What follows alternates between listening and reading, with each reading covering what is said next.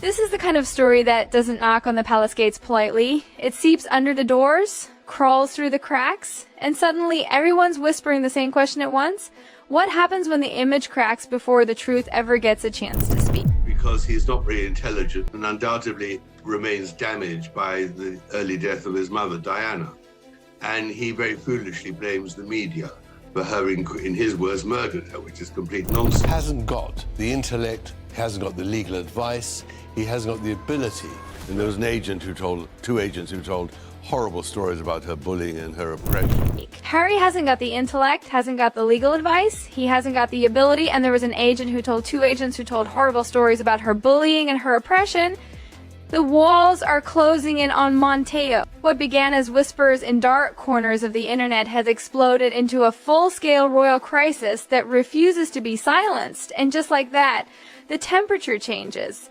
Because when a veteran royal biographer starts talking, people don't just scroll, they lean in.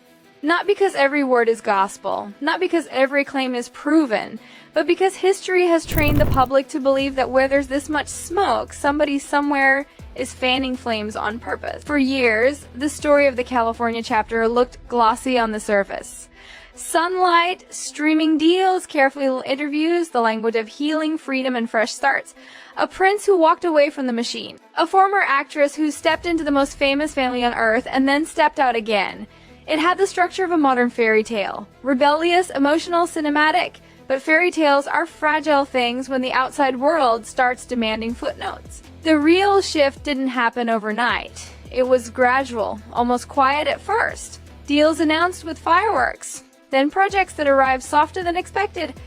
Grand promises of impact, followed by long stretches of silence. The public mood began to tilt, not necessarily toward anger, but toward skepticism. And skepticism is dangerous when your entire brand is built on personal truth.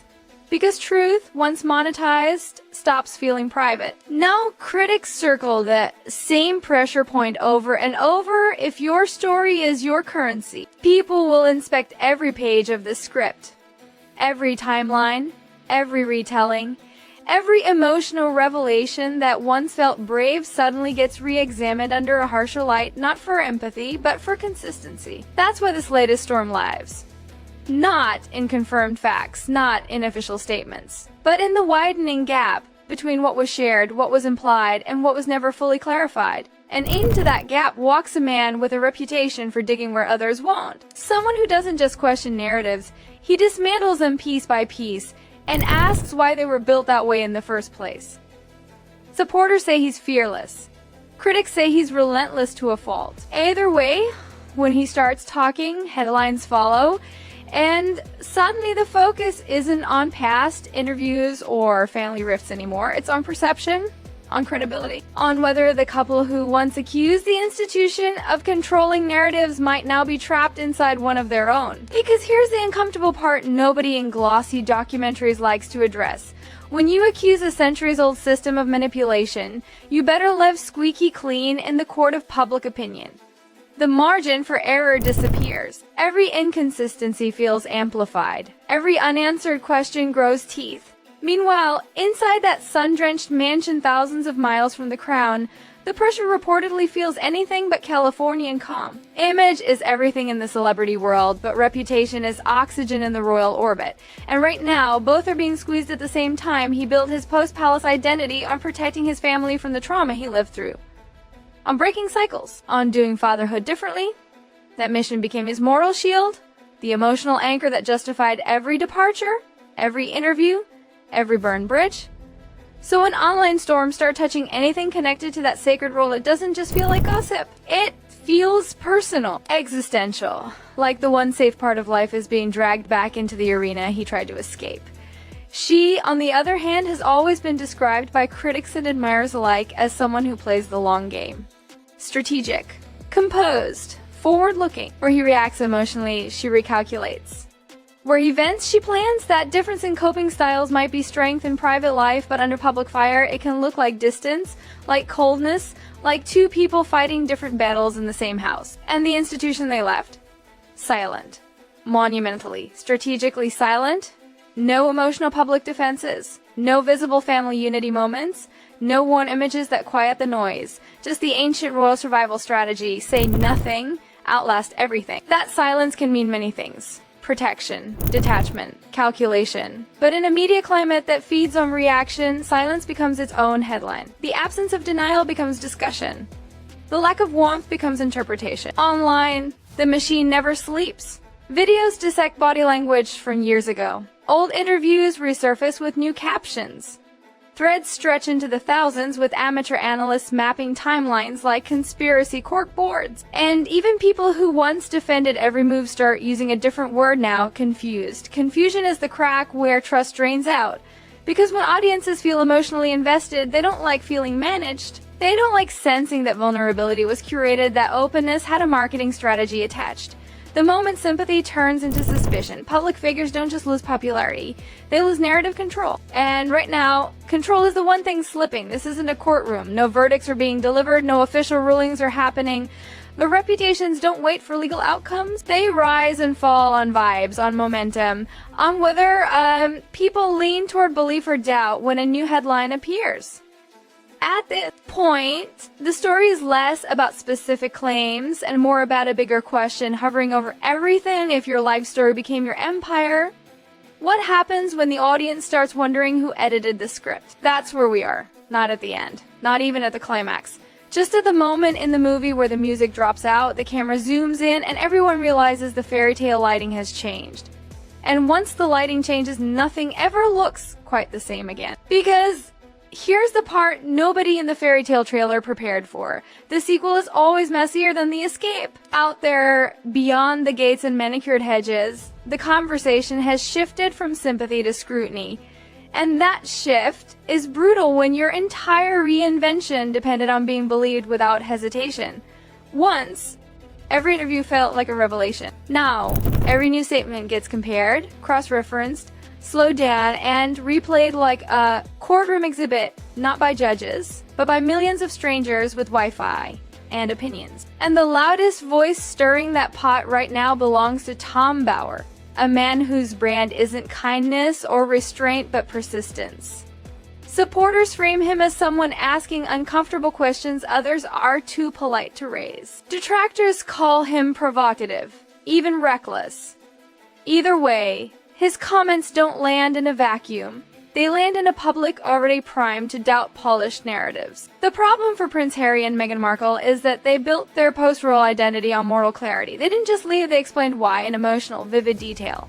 They described a system that constrained, silenced, and misrepresented them. That framing only works if their own version of events feels airtight. The second it starts to look selectively edited, critics don't just question details, they question motive. And motive is where things get slippery. Were certain moments shared to heal, or to strengthen a brand? Were some parts kept private for protection, or because they complicated the narrative arc? Nobody outside their inner circle truly knows, but that hasn't stopped the speculation machine from running at full speed. In the digital age, mystery doesn't protect you, it invites amateur detectives. Meanwhile, the palace machine that once shaped Harry's public life continues its oldest trick, strategic distance. King Charles III says nothing. Prince William and Catherine, Princess of Wales, carry on with school runs, public events, carefully timed family photos that project continuity and calm. The contrast is impossible to miss. One branch of the family looks steady, traditional, predictable. The other looks cinematic, emotional, but increasingly turbulent. That visual difference shapes public feeling more than any statement ever could. And then there's the business side, the part that makes this feel less like a family drama and more like a high-stakes production deal. Their partnership with Netflix turned private pain into global content. Viewers were invited inside their home, their memories, their heartbreak. That access created intimacy, but it also created a transaction. Audiences didn't just empathize, they invested attention, time, and subscription fees. When you invite the world into your living room, the world starts feeling entitled to clarity about the storyline. That doesn't mean every rumor deserves oxygen.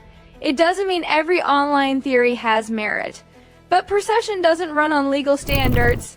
It runs on emotional logic. And right now, a growing chunk of the public feels like they were told a deeply personal story in chapters, and now suspects some pages might be missing. Inside that tension sits Harry, a man who has spoken more openly about trauma than almost any royal before him. He framed fatherhood as salvation, as the anchor that gave his life direction beyond duty and headlines. So when discourse online edges anywhere near his role as a parent, even indirectly, even unfairly, it cuts deeper than ordinary criticism. It feels like history repeating, like the press store he grew up hating finding a new angle. Meghan, by contrast, is often perceived, rightly or wrongly, as someone who compartmentalizes under pressure. Where he shows raw emotion, she projects control. That difference once made them look like balance. Now, in the middle of controversy, it makes them look like they're fighting different wars, he against the noise, she against the fallout. Publicly, they can't win in the traditional sense. Total silence fuels suspicion. Detailed rebuttals keep the story alive. Legal warnings make critics louder. Emotional interviews reopen old wounds. Every option has a cost, and the longer the uncertainty lingers, the more that cost compounds. What makes this moment historically heavy isn't just gossip value, it's legacy. Decades from now, biographies and documentaries won't just cover the wedding, the departure, the interviews. They'll linger here at this strange crossroads where image, commerce, privacy, and monarchy collided in broad daylight. Where Harry and Meghan, pioneers who broke from outdated institution and paid the price in relentless scrutiny? Or were they architects of a narrative that eventually became too polished to feel real? The answer won't be decided by one book, one interview, or one viral video. It will be shaped slowly by how this chapter ends, with clarity, with continued fog, or the quiet fade from center stage. The tragedy in all of it is that the smallest people in this story have the least control over the loudest consequences. Children grow up, they read, they search their own names. Long after comment sections close and hashtags move on, digital footprints stay. That's the shadow hovering over every adult decision being made right now. Because in the end, beyond the contracts, the titles, the reputations, there's a simple human question sitting under all the noise. Does holding the line on privacy protect the future, or does unanswered doubt make that future heavier? Right now, nobody outside those gates truly knows which path they'll choose. But one thing is clear, the fairy tale chapter is over, and what replaces it will define how this entire saga is remembered.